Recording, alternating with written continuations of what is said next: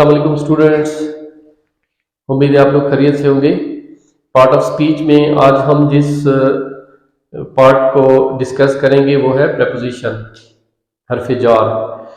तो हरफ जार ये वो अल्फाज होते हैं जो किसी नाउन या प्रोनाउन का they show the relationship of a noun और pronoun with another word. For example in, at, on, over, below, under etcetera. तो हम देखते हैं कि ये प्रेपोजिशंस किस तरह इस्तेमाल किए जाते हैं। Time, they indicate time, location, direction और relationship of a noun with another word.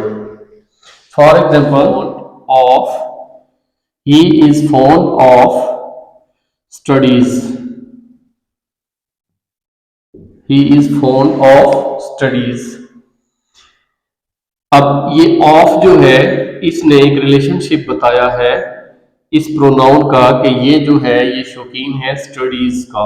इससे हमें पता चला कि a preposition is a word placed before a noun और प्रोनाउन। अब ये स्टडीज जो है ये एक नाउन है, तो इससे पहले हमने इसे लिखा है। एक बात तो ये है कि नाउन या प्रोनाउन से पहले लिखा जाता है। अब ये काम क्या करता है, नाउन या प्रोनाउन से पहले लिखा जाता है तो टू शो द कनेक्शन। क्या ये कनेक्शन शो करता है नाउन या प्रोनाउन का विथ अनदर वर्ड, दूसरे लफ्ज के साथ। He is fond of studies, he is angry with me, he is angry with me।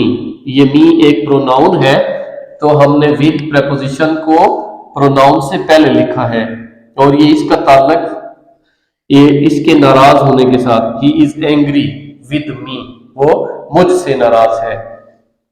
the cat is under the table, the cat is under the table. The table एक noun है, हमने preposition under को इस noun से पहले लिखा है।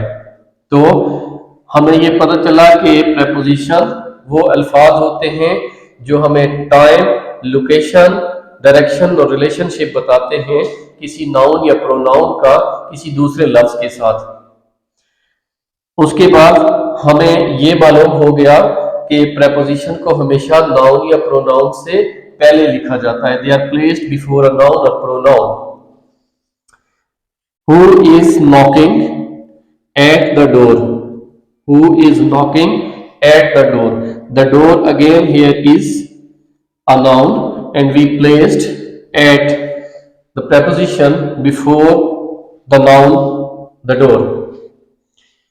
She was absent from the class, she was absent from the class। the class is a noun and the preposition from is placed before the noun। let's hope for the best, let's hope for the best। we place the best, अच्छा एक noun है, इससे पहले हमने for का इस्तेमाल किया। Let us hope for the best. For is a preposition and it has been written before the noun the best. तो उम्मीद है कि आपको प्रेपोजिशन का समझ आ गया होगा, इसकी डेफिनेशंस और इसकी कुछ एग्जांपल्स से समझ आ गया होगा कि प्रेपोजिशन क्या होते हैं। तो इंशाल्लाह कल हम नेक्स्ट लेसन में प्रेपोजिशन के एरर्स, कहाँ कहाँ प्रेपोजिशन में एरर्स आ सकते हैं, उसका इंशाल्लाह एक तफसीली लेसन होगा।